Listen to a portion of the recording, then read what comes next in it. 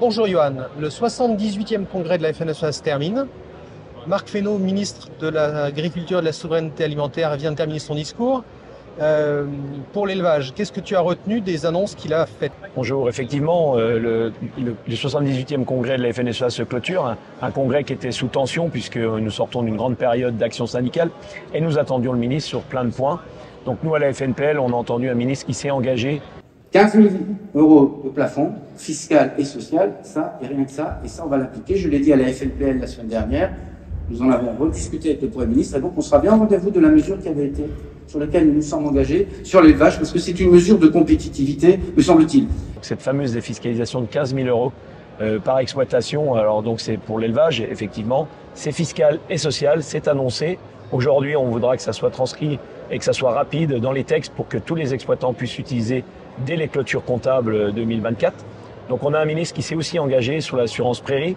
On l'a entendu dire que le système indiciel satellitaire ne fonctionnait pas parfaitement, donc on va déployer des fermes de référence qui vont calculer, et mesurer la pousse de l'herbe sur tout le territoire national. Et derrière, on a eu un ministre qui n'était pas vraiment dans les annonces, mais qui était plutôt dans la concrétisation de ce qui a été annoncé par le Premier ministre.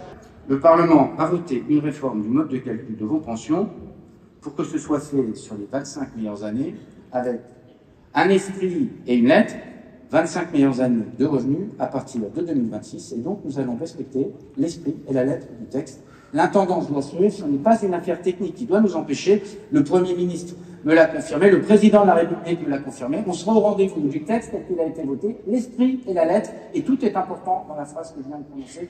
Donc ce qu'on voudrait aujourd'hui, c'est effectivement que le Président Macron vienne conclure cette séquence, on va dire, de crise agricole pour annoncer un cap à l'agriculture, notamment aux filières d'élevage, puisqu'on a entendu un ministre rappeler qu'on avait peut-être gagné à Paris, celui de la reconquête au moins du consommateur français sur le fait qu'il fallait plus que l'élevage décline en France, parce que l'élevage c'est important, c'est une solution pour préserver les prairies, pour préserver les territoires, pour préserver la diversité et la biodiversité de nos campagnes.